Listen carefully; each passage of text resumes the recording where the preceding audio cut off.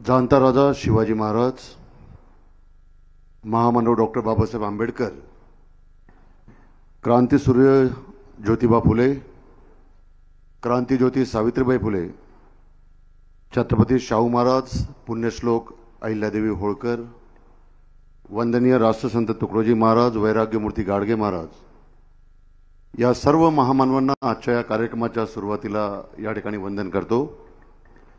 आजच्या या सभेकरता या ठिकाणी प्रामुख्याने उपस्थित देशाचे नेते आदरणीय शरदचंद्रजी पवार साहेब, या कार्यक्रमाला या ठिकाणी प्रामुख्याने उपस्थित महाराष्ट्र राज्याचे माजी गृहमंत्री तथा काटोल विधानसभा मतदारसंघाचे सन्माननीय आमदार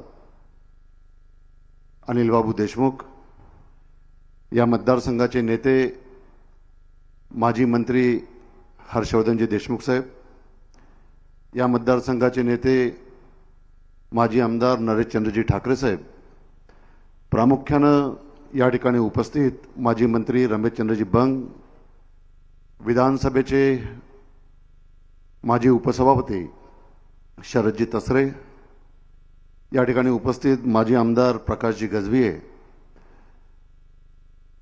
राष्ट्रवादी काँग्रेस पक्षाचे जिल्हाध्यक्ष प्रदीपजी राऊत, शिवसेनेचे जिल्हाध्यक्ष मनोजजी कडू, रामटेक लोकसभा मतदारसंघाचे माजी आमदार प्रकाशजी जाधव, माझे छोटे बंधू विक्रमजी ठाकरे, प्रामुख्यानं या सभेला या ठिकाणी उपस्थित किशोरजी कन्हेरे आणि उपस्थित सर्व आदरणीय मंच, या ठिकाणी उपस्थित सर्व वरुड मतदारसंघातील सर्व ज्येष्ठ श्रेष्ठ नागरिक, सर्व युवक मित्र आणि माता भगिनी, सर्वप्रथम आपल्या सर्वांचं मी या ठिकाणी मनापासून आभार मानतो की इतक्या मोठ्या संख्येने आपण सर्व लोक या सभेकरता उपस्थित राहिले। आज या सभेच्या निमित्तानं मी आपल्या सर्वांची दिलगिरी सुद्धा व्यक्त करतो, कारण लोकसभेची निवडणूक आहे, 26 तारखेला आपण मतदान करणार आहोत आणि लोकसभेच्या निवडणुकीला 26 तारखेला मतदान करत असताना मतदारसंघातल्या प्रत्येक मतदाराची ही अपेक्षा असते की जो कोणती त्याचा उमेदवार आहे, कोणत्या पक्षाचा जो कोणी उमेदवार आहे, तो उमेदवार घरापर्यंत नाही तर कमीत कमी त्याच्या गावापर्यंत पोहोचला पाहिजे। त्याची भूमिका काय, ती भूमिका ही आम्ही मतदार म्हणून समजून घेतली पाहिजे। ही एक रास्त अपेक्षा प्रत्येक मतदाराची असते, परंतु मी माफी याच्याकरता मागतो की आपल्या सर्वांच्या गावापर्यंत मी पोहोचू शकलो नाही। सर्वात कमी मी पोहोचलो ते वरुड मतदारसंघामध्ये।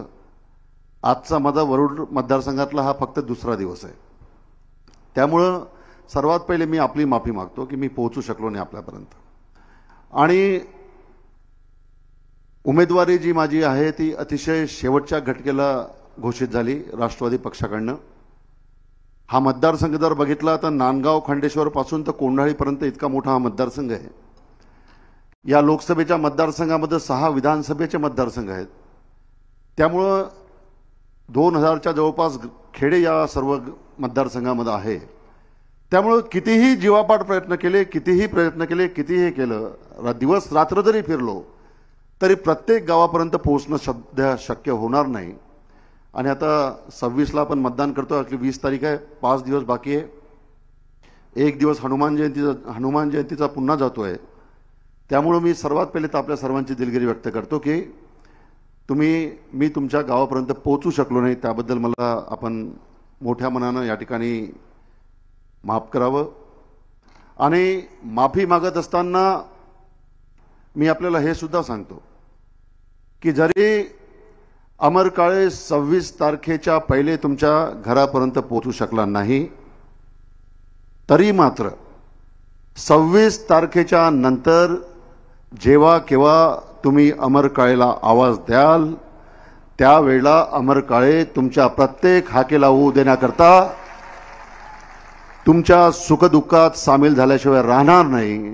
हा प्रामाणिक शब्द आजच्या या कार्यक्रमाच्या निमित्तानं मी या ठिकाणी आपल्या सर्वांना देतो। आता मी सध्या बघतोय की रामदास तडस साहेब सकाळी 8 वाजतापासून त्यांचा दौरा चालू होतो, रात्री 10 वाजेपर्यंत ते फिरतात आहे। परंतु आज या मतदारसंघातली जनता तडस साहेबांना विचारताय की तुम्ही मागच्या 10 वर्षात होते कुठं? अनेक लोक खासदार कोण आहे या मतदारसंघातला समोर जर उभे राहिले तर ओळखणार सुद्धा नाही का हे रामदास तडसाहेब या जिल्ह्याचे खासदार आहे. कारण की मागच्या 10 वर्षामध्ये अतिशय कमी संपर्क त्यांचा या मतदारसंघामध्ये राहिला. मी 3 दिवसापूर्वी नांदगाव खंडेश्वर तालुक्यामध्ये दौऱ्यावर होतो. त्यावेळेला शिवणी रसूलपूर म्हणून एक गाव आहे. त्या शिवणी रसूलपूर गावामधून तडससाहेबांची गाडी लोकांनी काढून दिली आणि त्यांनी सांगितलं की पहिले तुम्ही आमच्या प्रश्नाचं उत्तर द्या की मागच्या 5 वर्षात तुम्ही होते कुठे? ज्या वेळेला आम्ही सर्व शेतकरी आहे, ज्या वेळेला आमच्या भागामध्ये गारपीट झाली, ज्या वेळेला आमच्या जेव्हा आमच्या शेतामध्ये ज्या वेळेला अवकाळी पाऊस आला, दुष्काळी परिस्थिती निर्माण झाली, ज्या वेळेला आम्ही तुम्हाला बोलवलं त्यावेळेला तुम्ही कुठं होते? पहिले या प्रश्नाचं उत्तर द्या, नंतर तुमची गाडी गावात टाका. परंतु तडस साहेबांकडे सुद्धा आणि तडस साहेबांच्या कार्यकर्त्यांकडे सुद्धा या प्रश्नाचं उत्तर नव्हतं आणि गाडी गावाच्या वेशीवरूनच लोकांनी बाहेर काढून दिली. आज शिवणी रसूलपूर सारख्या गावामध्ये जी परिस्थिती तडस साहेबांच्या गाडीची झाली, तीच परिस्थिती या मतदारसंघामध्ये अनेक गावामध्ये झालेली आपल्याला पाहायला भेटते. अनेक ठिकाणी तर बोर्ड लागले होते का या खासदारांना आपण पाहिलंय का, आणि पाहिलं असेल तर 1000 रुपयाचं बक्षीस घेऊन जा. ही या खासदारांची या मतदारसंघातली परिस्थिती होती. आता फार त्याच्यावर भाष्य करण्याची आवश्यकता नाही, कारण की जो आता सध्या मतदारसंघामध्ये फिरत असताना जो प्रतिसाद लोकांकडून मिळतोय, ज्या पद्धतीनं या सरकारच्या संदर्भामध्ये लोकांचा रोष आहे, ज्या पद्धतीनं शेतकऱ्यांच्या या सरकारच्याबद्दल रोष आहे, त्या निमित्तानं 2024च्या निवडणुकीमध्ये या देशामध्ये परिवर्तन 100% अटळ आहे, हे मी या निमित्तानं आपल्याला आश्वस्त करतो. या ठिकाणी मी नरेशचंद्र ठाकरे साहेबांचं भाषण ऐकलं. त्यांनी या ठिकाणी सांगितलं की काही महत्त्वाचे विषय त्यांनी सांगितले या मतदारसंघाच्या संदर्भातले. या ठिकाणी नरेशचंद्र ठाकरे साहेब आहेत, या ठिकाणी मंचावर हर्षवर्धन देशमुख साहेब आहेत, या ठिकाणी रमेश बंग साहेब आहेत, या ठिकाणी अनिल बाबू देशमुख आहेत. या सर्वांसोबत मी विधानसभेमध्ये काम केलेलं आहे. चौघांसोबत सुद्धा मी विधानसभेमध्ये काम केलेलं आहे. आज ठाकरे साहेबांनी जो वर्धा डायव्हर्शनचा विषय या ठिकाणी रेटून धरला आणि त्यांनी माझ्याकडनं ही अपेक्षा केली की पुढं लोकांच्या आशीर्वादाने जर तुम्हाला संधी भेटली आणि तुम्हाला जर या मतदारसंघाचं खासदार म्हणून प्रतिनिधित्व करण्याची जर संधी भेटली तर वर्धा डायव्हर्शनचा जो प्रकल्प आहे तो या ठिकाणी आपण पवार साहेबांच्या मागे लावून निश्चित या ठिकाणी पूर्ण करून द्यावा, मंजूर करून द्यावा, अशी अपेक्षा या ठिकाणी माननीय नरेशचंद्र ठाकरे साहेबांनी केली. परंतु नरेशचंद्र ठाकरे साहेबांना मला या निमित्तानं सांगावंसं वाटते की या मतदारसंघामध्ये इतकी मोठी ताकद आहे, या मतदारसंघामध्ये तुम्ही आहात, या मतदारसंघामध्ये हर्षवर्धन देशमुख साहेब आहेत, आणि मला या निमित्तानं या सर्व लोकांच्या समक्ष सांगावंसं वाटतंय की जर तुम्ही दोघांनी मिळून जर एकत्र प्रयत्न केले तर तुम्हाला अमर करायची आवश्यकताच पडणार नाही, एवढी तुमची ताकद आहे. त्यामुळे निश्चित, आणि आपण सर्व, तुम्ही असाल, हर्षवर्धन देशमुख साहेब असेल, गिरीशजी कराळे असेल, हे सर्व लोक या वर्धा डायव्हर्सच्या प्रकल्पाकरता पूर्ण प्रयत्न करतील आणि जी काही मदत, जो काही प्रयत्न माझ्याकडनं अपेक्षित आहे तो पूर्ण प्रयत्न हा त्यानिमित्तानं मी निश्चित करेल, ही ग्वाहीसुद्धा आज या कार्यक्रमाच्या निमित्तानं या ठिकाणी देतो. अनेक विषय आहेत. जयंत पाटील साहेब बोलले, माननीय अनिल बाबू बोलले, हर्षवर्धन देशमुख साहेबांचं भाषण झालं, ठाकरे साहेब बोलले, त्यामुळं मुद्द्यांचं रिपिटेशन मी करणार नाही. फक्त इतकं सांगू इच्छितो की 2014मध्ये मोदींचं सरकार या देशामध्ये आलं. सत्तेवर यायच्या पहिले जे जे आश्वासनं या देशातल्या शेतकऱ्यांना, युवकांना, महिलांना मोदींनी दिलं होतं, मला या निमित्तानं आपल्याला प्रश्न विचारायचा वाटतो की यापैकी एक आश्वासन तुम्ही मला सांगा की ज्या आश्वासनाची पूर्तता मोदी साहेबांनी या 10 वर्षामध्ये केली. शेतकऱ्यांना सांगितलं होतं की तुमचा हमीभाव जो आहे तो आम्ही तुमच्या उत्पादन खर्चावर आधारित असा हमीभाव तुमच्या शेतमालाला देऊ. हे अतिशय महत्त्वाचं आश्वासन आपल्याच विदर्भामध्ये, यवतमाळ जिल्ह्यामध्ये वणी मारेगाव तालुका आहे, त्या वणी मारेगाव तालुक्यामध्ये तत्कालीन तेव्हाचे गुजरातचे मुख्यमंत्री, तेव्हा चाय पे चर्चाच्या कार्यक्रमामध्ये त्यांनी आपल्याला हे आश्वासन दिलं होतं. आज 2024मध्ये आपण सोयाबीन आपलं जर पाहिलं तर 4,500च्या वरती जात नाही, कापूस आपला 7-7,500च्या वरती जात नाही। आणि मोदी साहेबांनी दिलेलं आश्वासन जर आज पूर्ण केलं असतं तर आपल्या देशातल्या कास्तकाराला आणि आपल्या भागातल्या कास्तकाराला कापसाचा भाव कमीत कमी 13,000 ते 15,000 पर्यंत भेटला असता। परंतु एकही आश्वासनाची पूर्तता नाही। युवकांना 2 करोड रोजगाराचे सांगितलं, त्याची पूर्तता नाही। महिला सन्मानाचं सांगितलं, त्याची पूर्तता नाही। महागाईच्या संदर्भामध्ये या ठिकाणी आश्वासन दिलं, त्याची पूर्तता नाही।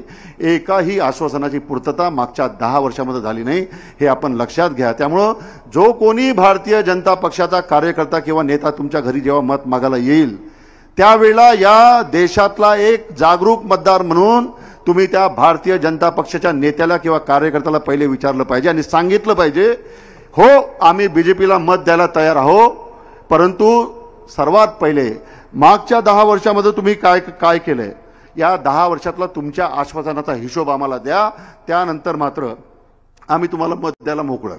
परंतु तुम्ही जर हा प्रश्न विचारला तर एकाही प्रश्नाचं उत्तर त्यांच्याकडनं तुम्हाला भेटणार नाही, ही अपेक्षा मी या ठिकाणी, हा विश्वास मी या ठिकाणी व्यक्त करतो। शेतकऱ्यांच्या संदर्भात जर आपण बघितलं, मोदीची गॅरंटी आपण सध्या जाहिराती आपण टीव्हीवर बघतो की मोदी की गॅरंटी, महिलाओं को मोदी की गॅरंटी, युवाओं को मोदी की गॅरंटी, किसानों को मोदी की गॅरंटी। किसानों को मोदी की गॅरंटी आपल्याला सांगतात आहे, परंतु आपल्या माहितीकरता सांगू इच्छितो की देशातलं सर्वात मोठं शेतकऱ्यांचं आंदोलन जे दिल्लीमध्ये झालं होतं ते 378 दिवस चाललं होतं। ते 378 दिवस चाललेल्या आंदोलनामध्ये 700 शेतकरी हे त्यावेळेला शहीद झाले होते। आणि आंदोलन कशा करता होतं, आंदोलन होतं 3 कृषी कायद्यांच्या विरोधामध्ये। जे 3 कृषी कायदे संसदेमध्ये भारतीय जनता पक्षाने मंजूर करून घेतले होते, कुठल्याही शेतकरी संघटनेसोबत चर्चा न करता, कुठल्याही शेतकरी प्रतिनिधीसोबत चर्चा न करता मोदी साहेबांनी 3 कृषी कायदे केवळ आपल्या बहुमताच्या ताकदीवर, बहुमताच्या आधारावर संसदेमध्ये पारित करून घेतले। परंतु ज्या वेळेला देशातल्या शेतकऱ्यांना मोदी साहेबांचा आणि भारतीय जनता पक्षाचं कट कारस्थान लक्षात आलं की जर हे 3 कृषी कायदे जर अंमलात आले तर या देशातला शेतकरी आणि या देशातली शेती ही नष्ट झाल्याशिवाय राहणार नाही, तेव्हा या देशातले सर्व शेतकरी हे दिल्लीच्या बॉर्डरवर जमा झाले। 378 दिवस आंदोलन चाललं, 700 लोक शहीद झाले। आणि जे मोदी कोणासोबत झुकत नव्हते त्या मोदींना झुकवण्याचं काम जर या देशामध्ये सर्वात पहिले जर कोणी केलं असेल तर ते म्हणजे या देशातल्या शेतकऱ्यांनी केलं। आपण लक्षात घ्या, देशातल्या शेतकऱ्यांनी मोदीला नमवलं आणि तुमच्या ताकदीमुळे देशातले हे 3 कृषी कायदे हे संसदेमध्ये त्यांना परत मागे घ्यावे लागले, हे आपण विसरू नका। या महाराष्ट्रातले प्रख्यात समाज सुधारक आणि एक जे सामाजिक क्षेत्रामध्ये काम करणारे विश्वंभर चौधरी यांचे भाषण आपण ऐकले असतील तर आपल्या लक्षात येतं की प्रत्येक भाषणामध्ये विश्वंभर चौधरी एक वाक्य बोलतात की या देशामध्ये जर भारतीय जनता पक्षाची सरकार जर कोणी उलटून पाडेल आणि ती ताकद जर कोणामध्ये असेल तर ती ताकद आहे फक्त आणि फक्त या देशातल्या शेतकऱ्यांमध्ये। हा विश्वास विश्वंभर चौधरी प्रत्येक भाषणामध्ये तुमच्यावर दाखवतात। त्यामुळे आता वेळ आली आहे की आपल्यावर झालेल्या प्रत्येक अन्यायाचा त्या निमित्तानं आता हिशोब चुकता करण्याची वेळ आली। पण लक्षात घ्या, महिला या ठिकाणी आहेत, महिलांना त्यांच्या सुरक्षेच्या दृष्टीने आणि सन्मानाच्या दृष्टीने या ठिकाणी सांगण्यात आलं। ज्या वेळेला मणिपूरमध्ये नग्न धिंड महिलांची काढण्यात आली, ज्या वेळेला मणिपूरमध्ये महिलांवर अत्याचार झाले, त्यांच्यावर बलात्कार झाले, घरं जाळल्या गेले, हत्या झाली, अख्खं मणिपूर त्यावेळेला जळत होतं। परंतु त्यावेळेला सुद्धा आपल्या देशाच्या पंतप्रधानांना मणिपूरमध्ये जाऊन साधी त्या महिलांची 2 मिनिटं जाऊन भेट घेण्याची किंवा जळत्या मणिपूरला त्या ठिकाणी शांत करण्याची आणि त्यांचं सांत्वन करण्याची वेळ भेटली नाही, हे सुद्धा देश विसरला नाही। मणिपूरमध्ये काय चालू आहे हे चित्र देशासमोर यायला नको याच्याकरता पूर्ण इंटरनेट सेवा अनेक दिवसापर्यंत बंद करून ठेवण्यात आली होती की मणिपूर कसं जळतंय ते देशातल्या बाकी प्रांताला कळू नये याच्याकरता इंटरनेट बंद करून ठेवण्यात आलं होतं। ही परिस्थिती या ठिकाणी आपण देशामध्ये बघतोय। अरे हो, ज्या मुलींनी आपल्या देशाकरता गोल्ड मेडल मिळवून दिलं, ज्या मुलींनी आपल्या देशाकरता सिल्वर मेडल मिळवून दिलं, ज्या मुलींनी आपल्या देशाकरता ब्रॉन्झ मेडल मिळवून दिलं, त्या मुलींवर जेव्हा भारतीय जनता पक्षाचा खासदार ब्रिजभूषण सिंग ज्या वेळेला लैंगिक अत्याचार करतो आणि तो लैंगिक अत्याचार केल्यानंतर आपल्या देशासाठी गोल्ड मेडल मिळवून देणाऱ्या मुली ज्या वेळेला पोलीस स्टेशनमध्ये जातात, रिपोर्ट देतात, तर त्या भारतीय जनता पक्षाच्या खासदारावर ब्रिजभूषण सिंगवर साधा गुन्हा सुद्धा दाखल होत नाही। ही देशाची परिस्थिती आपण लक्षात घेतली आणि 2 महिन्यापर्यंत देशाकरता गोल्ड मेडल मिळवून देणाऱ्या पोरींनी जंतर मंतरवर आंदोलन केलं, परंतु देशाच्या पंतप्रधानांना आपल्यासाठी गोल्ड मेडल मिळवून देणाऱ्या मुलीची साधी भेट घ्यायची सुद्धा तसदी त्यांनी घेतली नाही, वेळ सुद्धा भेटला नाही। ही गॅरंटी आहे मोदींची शेतकऱ्याला, ही गॅरंटी आहे मोदीची युवकांना, ही गॅरंटी आहे मोदीची महिलांना। त्यामुळं कसं दुगलं सरकार हे आहे हे आपण त्या निमित्तानं लक्षात घेतलं पाहिजे। केवळ मोठ्या लोकांचा विचार करणार आहे सरकार, आपण लक्षात घ्या। मी या ठिकाणी आपल्या सर्वांना विचारतो का तुमच्यापैकी किती लोकांकडे हिरे आहे, डायमंड? इथं बसलेल्या लोकांना विचारतो किती लोकांकडे हिरे आहे? ज्याच्याकडे हिरा असेल त्याने हात वरती कराव।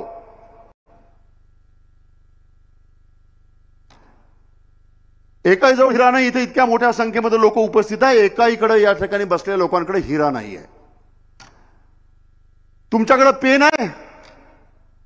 पेन घरामध्ये, पेन्सिल, खोड रबर आहे, शार्पनर, ज्या शार्पनरने ते पेन्सिलचं नोक केलं ते शार्पनर आहे?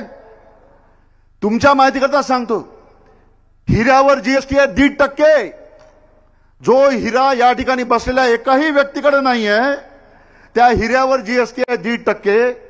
आणि पेन्सिल, खोड रबर, शार्पनर, पेन याच्यावर जीएसटी आहे 12.5%। घ्या शेकून आता 12.5%। ही मोदींची पॉलिसी आहे, आपण लक्षात घ्या, ही केंद्र सरकारची पॉलिसी। या देशातले शेतकरी गड्ड्यात गेले तरी चालते, परंतु या देशातले उद्योगपती वाचले पाहिजे, या देशातले मोठे लोक वाचले पाहिजे, ही या सरकारची पॉलिसी आहे। हे दाखवणारं एक मूर्तिमंत उदाहरण आहे। त्यामुळे माझी इतकी अपेक्षा राहील की पुढच्या काळामध्ये या देशाचं सूत्र कोणाच्या हातामध्ये द्यायचं आहे ते त्यानिमित्तानं आपण लक्षात घेतलं पाहिजे। डॉक्टर बाबासाहेब आंबेडकरांनी सांगितलं होतं की तुमच्या देशाचं संविधान कितीही चांगलं असेल, परंतु ते संविधान राबवणारे हात जर चुकीचे असतील तर ते कितीही चांगलं असलेलं संविधान कुठल्याही कामाचं राहत नाही। ही परिस्थिती आज देशामध्ये आहे आपल्या।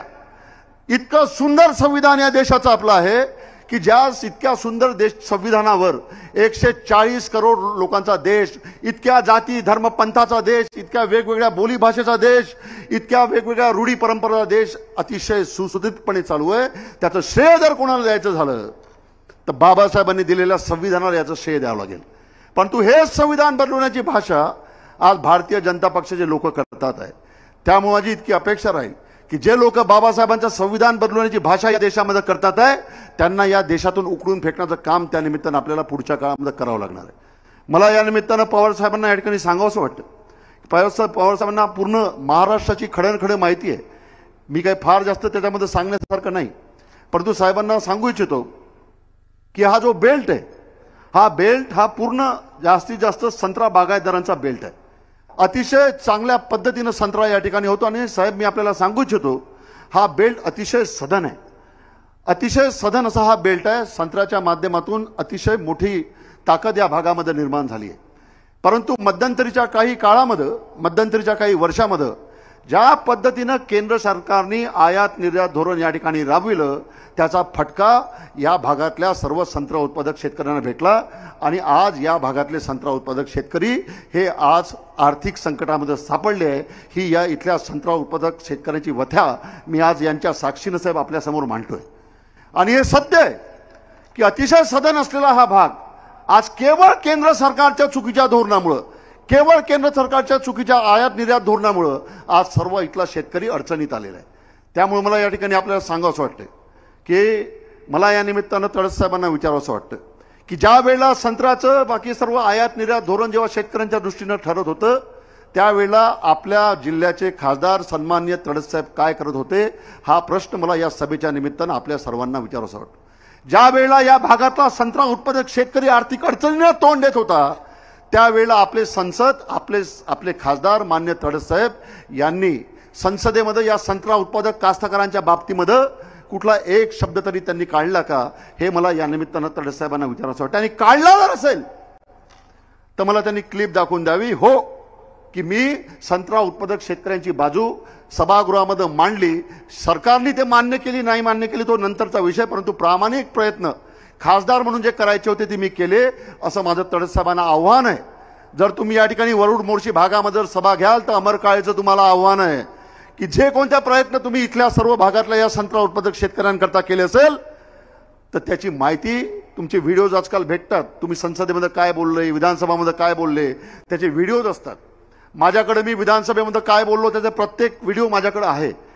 त्यामुळे मी तडस साहेबांना आवाहन करतो की एक जाहीर सभा तुम्ही घ्या आणि तुम्ही संत्रा उत्पादक शेतकऱ्यांना न्याय देण्याकरता तुम्ही काय बोलले त्याचं एक उदाहरण आणि एक फक्त प्रूफ तुम्ही इथल्या लोकांना द्या, एवढी माझी नम्र विनंती आपल्याला आहे.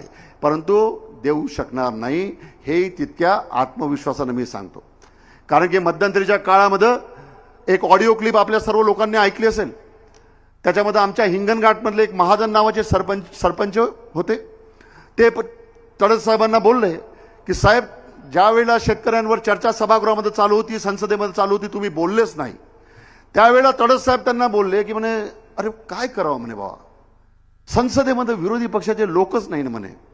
तर संसदेमध्ये विरोधी पक्षाचे लोकच नाही तर संसदेमध्ये कास्तकाराची बाजू, शेतकऱ्याची बाजू मांडण कोण बनेल? विरोधी पक्षातले खासदार तर पाहिजे म्हणे मांडासाठी. त्याच्यानंतर ते आमचे महाजन सरपंच ते बोलले साहेब तुम्ही खासदार होते ना, 10 वर्ष तुम्ही खासदार होते, तुम्ही का नाही मांडला हा प्रश्न? तर ते म्हणे की जे प्रश्न मांडल्यानंतर सरकार अडचणीत येते असे प्रश्न सभागृहामध्ये आम्हाला मांडायची परवानगी नाही. आणि असे प्रश्न जर आम्ही मांडायचा प्रयत्न जर केला तर आम्हाला सांगण्यात येतं की तुम्ही एक तर गुपचाप खाली बसा नाही तर घरचा रस्ता पकडा. त्यामुळं माझी आता बाकीचे बोलले नाही, परंतु याच्यावरून लक्षात घ्या की खासदारांना तुम्ही संसदेमध्ये पाठवलंय केवळ तुमच्या प्रश्नाची वकिली करण्याकरता. आमदारांना तुम्ही सभागृहामध्ये पाठवता केवळ तुमच्या प्रश्नाची वकिली करण्याकरता. परंतु तुमच्या प्रश्नाची वकिली न करता जर मोदी आणि अमित शहानं फक्त डोळे वटारून जर तुमच्या खासदाराकडे जर पाहिलं आणि तुमचा खासदार जर खालती बसला सभागृहामध्ये तर तो तुमच्या मतासोबत झालेला विश्वासघात आहे, हे त्या निमित्तानं आपण लक्षात घ्या. हा तुमच्या मतासोबत विश्वासघात आहे, हा तुमच्या सर्वांच्या सोबत विश्वासघात आहे, हा तुमच्या विश्वासासोबत दिलेला त्यांनी तडा आहे, हे त्या निमित्तानं आपण लक्षात घेतलं पाहिजे. मी माझी तारीफ करत नाही, परंतु ज्या वेळेला मी पहिल्यांदा आमदार होतो 2002ला माझे 2001 मध्ये माझे वडील मरण पावले डॉक्टर शरदराव काळे. 2002ला मी पहिल्या पोटनिवडणुकीमध्ये उभं राहिलो आणि त्या पोटनिवडणुकीमध्ये जवळपास 30,000च्या मताधिक्याने मी निवडून आलो. निवडून आल्यानंतर सभागृहामध्ये जेव्हा मी गेलो त्यावेळेला आर्वी मतदारसंघामध्ये जे लोअर वर्धा धरण आहे त्या लोअर वर्धा धरणाचा प्रश्न अतिशय पेटलेला होता. नरेशचंद्र ठाकरे साहेब त्या सर्व गोष्टींचे साक्षीदार आहे. त्यावेळेला लोकांच्या जमिनीच्या आणि घराचा मोबदला जो आहे तो सरकारकडनं मिळत नव्हता. मी पहिल्यांदाच आमदार झालो. मतदारसंघ पेटला होता, आर्वी मतदारसंघ तालुका पेटला होता. लोक आंदोलनं करत होते, चक्काजाम होत होते, विष प्राशन याचा सुद्धा प्रयत्न लोकांच्याकडनं झाले. काही लोकांनी स्वतःला आत्मदहन करून घेण्याचे प्रयत्न झाले, तलावामध्ये उडी मारून जीव देण्याचे प्रयत्न झाले. अशा अवस्थेमध्ये तो प्रश्न मी सभागृहामध्ये रेटून धरला, परंतु न्याय भेटला नाही. त्यानंतर शेवटी स्वतःच्या सरकारच्या विरोधामध्ये अमर काळेंनी लोअर वर्धा धरणग्रस्ताच्या करता प्रकल्पग्रस्तांकरता आंदोलन केलं. स्वतःच्या सरकारचा विरोध घेतला. स्वतःच्या सरकारचा विरोध घेऊन पूर्ण 20 गावातल्या कास्तकारांचा पूर्ण घराचा आणि जमिनीचा पैसा हा प्रकल्पग्रस्तांना अमर काळेंनी मिळवून दिला. परंतु अमर काळेने कधी हा विचार नाही केला की स्वतःच्या सरकारच्या विरोधामध्ये जर मी आंदोलन करतो तर पुढच्या काळामध्ये अमर काळेचं तिकीट कटेल. माझं 2004च्या निवडणुकीमध्ये माझं तिकीट कापण्याचा सुद्धा प्रयत्न त्यावेळेला झाला होता. आमच्याच पक्षाच्या ज्येष्ठ नेत्यांनी दिल्ली दरबारी तक्रारी केल्या होत्या की अशा आमदारांना तुम्ही तिकीट देता का की जो आमदार स्वतःच्या पक्षाच्या विरोधामध्ये उपोषण करतो, जो स्वतःच्या पक्षाची बदनामी करतो. परंतु आपण त्या गोष्टीला घाबरलो नाही. लोकांनी मला केवळ त्यांच्या प्रश्नाची वकिली करण्याकरता संसदेमध्ये पाठवलं होतं. त्यामुळे त्यांची वकिली करणं माझं प्रथम कर्तव्य होतं. ज्या मतदारांनी माझ्यावर विश्वास ठेवून सभागृहामध्ये पाठवलं होतं त्यांचा विश्वासला तडा जाऊ न देणं हे माझं कर्तव्य होतं आणि ते आपण केलं आणि लोकांचं पूर्ण त्यांच्या प्रश्नाला न्याय मिळवून दिला. परंतु तडस साहेब तर विदर्भ केसरी आहे आणि मला आता वाटते की सध्या ते अखिल भारतीय कुस्ती परिषदचे अध्यक्ष आहे. विदर्भ केसरी होते आणि आता अखिल भारतीय कुस्ती परिषदचे अध्यक्ष आहे. पण एवढा फुसका विदर्भ केसरी शोधून सापडणार नाही. का जो फक्त अमित शहानं किंवा नरेंद्र मोदींनी त्याच्याकडे डोळे वटारून पाहिलं तो गपकन जागेवर खालती बसत असन, तुमच्या प्रश्नाला न्याय न देता तो तुमच्यासोबत झालेला विश्वासघात आपण लक्षात घ्या. त्यामुळे आता कोणाला पुढच्या काळामध्ये संधी द्यायची तो तुम्हाला विचार करायचा आहे. फक्त या निमित्ताने इतकं विचारू इच्छितो की मागच्या 10 वर्षामध्ये तडस साहेबांनी या लोकसभा मतदारसंघाकरता एक असं काम दाखवा की जे काम तडस साहेबांनी अतिशय महत्त्वाचं केलं आणि या वर्धा लोकसभा मतदारसंघातले लोक हे कायम लक्षात ठेवतील की बाबा हो, आमच्या खासदार तडस साहेबांनी 10 वर्षामध्ये हे काम अतिशय महत्त्वाचं केलं, ज्यामुळे या मतदारसंघाचं चित्र पालटलं किंवा मतदारसंघातल्या लोकांना फार मोठा दिलासा मिळाला. मला या निमित्तानं आपल्याला सांगावंसं वाटतं की वर्धेचे खासदार वसंत साठेसाहेब असताना त्यांनी लॉयड स्टील प्रकल्प, लॉयड स्टील हा पोलाद कारखाना त्या ठिकाणी वर्धेला आणला. त्या लॉयड स्टीलच्या माध्यमातून वर्धेच्या आजूबाजूच्या परिसरातील 3-4 हजार पोरांना काम भेटलं. लॉयड स्टीलच्या माध्यमातून वर्धा एक वेगळी ओळख वर्ध्याची निर्माण झाली. परंतु 10 वर्षामध्ये तडस साहेबांनी कोणतं एक काम, फक्त एकच सांगा, दुसरं नाही, एकच काम सांगा का हे काम आमच्या तडस साहेबांना केलं. आणि जर या ठिकाणी तडस साहेब भारतीय जनता पक्षाचे खासदार असते आणि केंद्रामध्ये जर काँग्रेसचं सरकार असतं तर मी तडस साहेबांना दोष दिला नसता. मी तडस साहेबांना असं म्हटलं नसतं की बा तडस साहेब तुम्ही काय केलं 10 वर्षामध्ये. कारण की जर खासदार एका विचाराचा, एका पक्षाचा आणि केंद्रामध्ये सरकार दुसऱ्या पक्षाचं किंवा दुसऱ्या विचाराचं जर असेल तर विकास करण्यामध्ये मतदारसंघ पुढे नेण्यामध्ये अडचणी येतात, हे मी समजू शकतो. राजकीय क्षेत्रामध्ये मी सुद्धा काम केलं, मी हे समजू शकतो, हरकत नाही. परंतु आपल्या सर्वांचं भाग्य हे होतं की या ठिकाणी 10 वर्षापर्यंत केंद्रामध्ये मोदी साहेबांचं स्पष्ट बहुमतातलं सरकार होतं आणि 10 वर्ष या ठिकाणी भारतीय जनता पक्षाचेच खासदार होते. त्यामुळं या 10 वर्षामध्ये तुमचं एक काम मला फक्त दाखवून द्या की हे काम तुम्ही या लोकसभेकरता केलं. एकही काम तुम्हाला शोधून सापडणार नाही. आणि दिले तर दिले फक्त हायमार्क्स, कचरा कुंड्या. आणि खासदारांना उद्घाटन करावं तर करावं कसे हो, खोटं बोलत नाही. जायचं असेल तर वर्धा रेल्वे स्टेशनवर जा, स्वतः डोळ्यानं उघड्या डोळ्यानं पाहून घ्या. मूत्री घराचं उद्घाटन रामदास तडस साहेबांनी केलं आहे. मूत्री घराचं ते कसं केलं, रिबिन कापून केलं का अजून कोणत्या वेगळ्या पद्धतीने केलं ते मला माहित नाही, पण हे काम खासदारच आहे. अरे गावातला सरपंच करत नाही हो मूत्री घराचं उद्घाटन. केलं का इथल्या वरुड मोर्शी तालुक्यातल्या एखाद्या सरपंचानं शौचालयाचं किंवा त्या तुमच्या मूत्री घराचं उद्घाटन? हे लय मूत्री घराचं उद्घाटन खासदाराचं काम आहे. तर असे तडस साहेब हे आपल्याला 10 वर्ष खासदार म्हणून या मतदारसंघाला भेटले, नशीब होतं आपलं. त्यामुळे माझी आता इतकीच अपेक्षा आहे की आता तडस आपलं माननीय साहेबांना आपल्याला ऐकायचं आहे. त्यामुळे मी इतकीच अपेक्षा करतो की त्यांना आपण ऐकायच्या पहिले एक शेवटचे 2 मिनिटं बोलतो आणि संपवतो की निवडणूक देशाचं भवितव्य ठरवणारी आहे. अनेकदा निवडणुकींना आपण राजकीय रंग, आपण निवडणुकींना जातीय रंग देतो. कधी आपण तेली समाजाचे इतके मतं, कुणबी समाजाचे इतके मतं, माळी समाजाचे इतके मतं, मुस्लिम समाजाचे इतके मतं, बौद्ध समाजाचे इतके मतं, आदिवासी समाजाचे इतके मतं. अनेक वेळा आपण या महत्त्वाच्या निवडणुकींना जातीच्या बंधनामध्ये बांधतो. परंतु या निवडणुकीच्या दृष्टीनं मी आपल्याला फक्त हात जोडून नम्र विनंती करतोय की कृपा करून ही निवडणूक देशाचं भवितव्य ठरवणारी निवडणूक आहे आणि या निवडणुकीला तुम्ही सर्वांनी कृपा करून जातीच्या बंधनामध्ये या निवडणुकीला बांधू नका. जातीच्या वरती उठून या निवडणुकीचा फक्त देशहिताच्या दृष्टीने आपण विचार करा. इतकी एक अपेक्षा आजच्या या कार्यक्रमाच्या निमित्तानं मी या ठिकाणी आपल्याकडनं करतो. इंडिया आघाडीने अतिशय महत्त्वाचे 2 आश्वासनं दिलेले आहेत शेतकऱ्यांच्या बद्दल आणि महिलांच्या बद्दल. पहिलं आश्वासन शेतकऱ्यांच्या संदर्भामध्ये हे आहे की जर इंडिया आघाडीचं सरकार या देशामध्ये पूर्ण बहुमतानं सत्तेवर आलं तर या देशातल्या शेतकऱ्यांना त्याच्या शेतमालाला जो हमीभाव आहे त्याला कायदेशीर गॅरंटी देण्याचं आश्वासन हे इंडिया आघाडीनं त्यानिमित्तानं दिलेलं आहे. त्याचबरोबर दारिद्र्य रेषेखालील ज्या महिला आहेत त्यांच्या खात्यामध्ये 1 लाख रुपये टाकण्याचं काम, वर्षाला 1 लाख रुपये टाकण्याचं आश्वासन हे इंडिया आघाडीने दिलेलं आहे. 5 न्यायाची संकल्पना ही त्यामध्ये मांडली आहे. जाहीरनामे आपल्या घरापर्यंत येतील ते आपण वाचून घ्यावे. म्हणजे इंडिया आघाडी आणि काँग्रेस पक्षाने पुढच्या काळामध्ये देशातल्या लोकांकरता, देशातल्या प्रत्येक घटकाकरता काय करायचं, काय नाही, काय करायचं आहे त्याचं त्यांनी पूर्ण मॅनिफेस्टो आहे तो जाहीर केलेला आहे.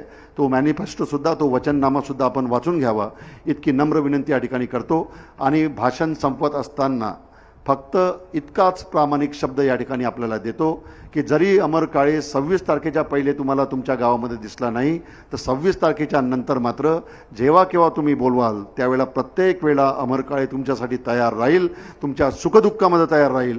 हा शब्द आजच्या या सभेच्या निमित्तानं मी या ठिकाणी देतो. आणि अमर काळे जेव्हा संसदेमध्ये जर तुमच्या आशीर्वादाने जर गेला तर अमर काळे लोकहिताचे मुद्दे संसदेमध्ये मांडण्यापासून मला कोणीही परावृत्त करू शकणार नाही.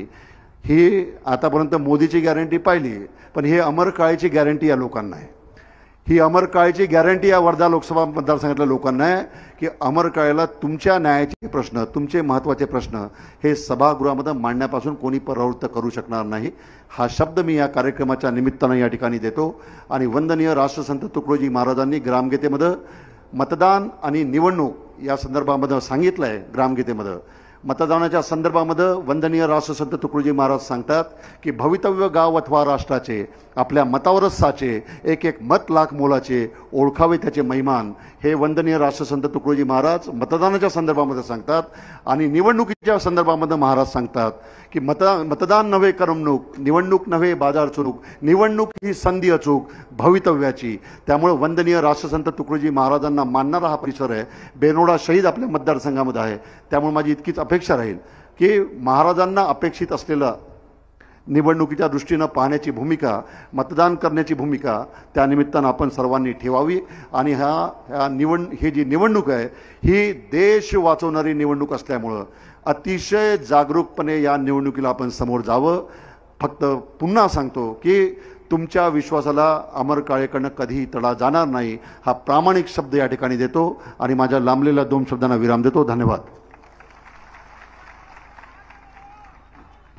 अमर काळे